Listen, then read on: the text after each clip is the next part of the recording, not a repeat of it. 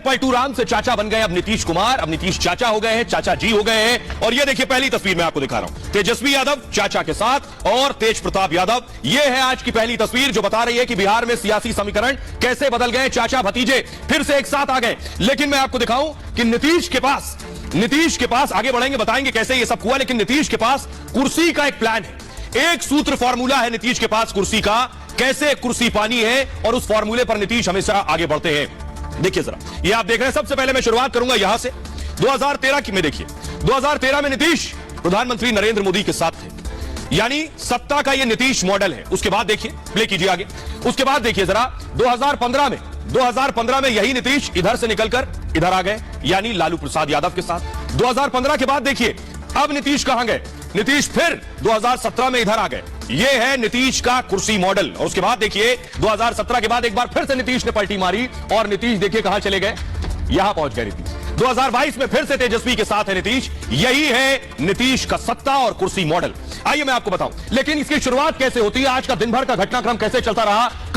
कल लगभग शुरुआत में 9 बजे की मैंने आपको बताया था कि बिहार में जो स्थिति है कभी भी कुछ भी हो सकता है, लेकिन किसी को इल्म नहीं था कि इतनी जल्दी ये सब कुछ हो जाएगा। ये सच है। तो देखिए शुरुआत यहां से हुई, नीतीश कुमार ने बैठक बुलाई और इस बैठक में नीतीश कुमार ने यह बताया कि आखिर वो क्यों अलग हो रहे हैं बीजेपी से। नीतीश कुमार ने जो बैठक बुलाई, इस मीटिंग में नीतीश क्या बोले ये मैं आपको बताता हूं। देखिए नीतीश ने अपने विधायक और सांसदों को बुलाया था। नीतीश की ये मीटिंग आप देख रहे हैं। नीतीश ने मीटिंग में कहा, सुबह ये मीटिंग हुई जल्दी, नीतीश ने कहा आरसीपी से टकराव के बाद इस बैठक को बुलाया गया है। आरसीपी सिंह, जेडीयू विधायकों और सांसदों के साथ यह बैठक बुलाई गई।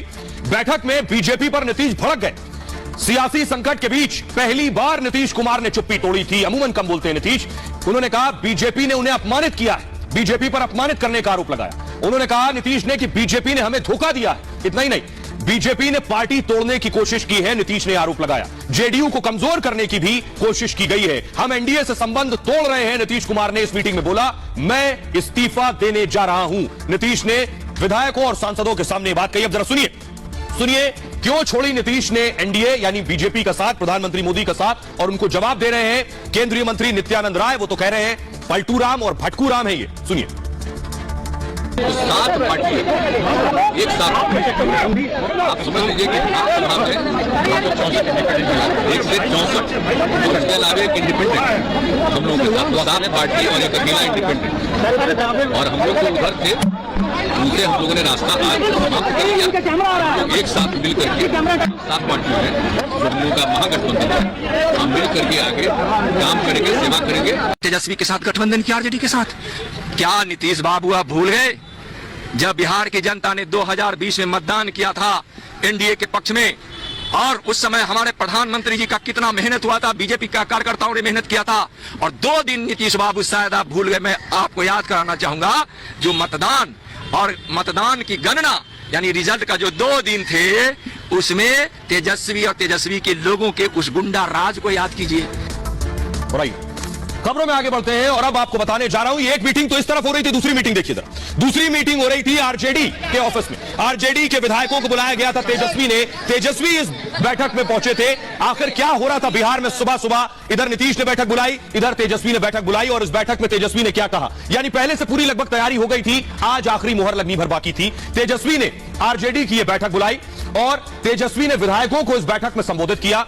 आरजेडी अपने मुद्दे पर काम करती रहेगी, तेजस्वी ने कहा। तेजस्वी ने भी बीजेपी पर निशाना साधा। बैठक के दौरान 2020 में जो वादा किया है वो पूरा करेंगे, तेजस्वी ने कहा। बिहार के बाद दिल्ली में सत्ता परिवर्तन करना है, यानी क्या नीतीश की नजर पीएम की कुर्सी पर है। बेरोजगार युवाओं को नौकरी देना प्राथमिकता है, और बैठक के बाद नीतीश को समर्थन पत्र सौंपा तेजस्वी यादव ने। अब जरा सुनिए क्या कह रहे हैं चाचा के दोनों भतीजे, यानी तेजस्वी यादव और तेज प्रताप, दोनों को सुनिए।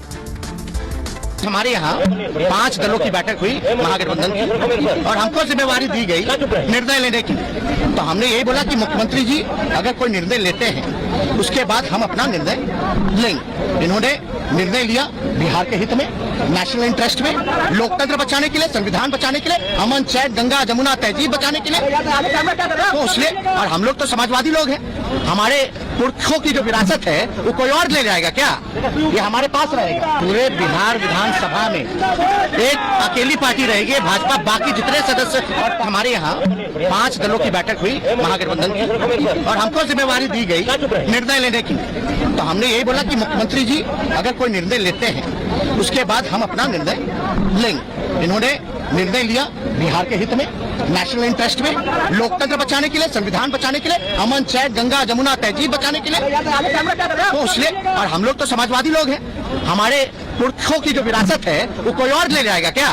ये हमारे पास रहेगा। पूरे बिहार विधानसभा में एक अकेली पार्टी रहेगी भाजपा, बाकी जितने सदस्य और पार्टी जो है नीतीश कुमार जी को अपना नेता माना है। बिहार का भाग तो गरीब नौजवानों को, किसान भाइयों को उनका हक मिलेगा, उनका रोजगार मिलेगा, तो भाग बदल जाएगा।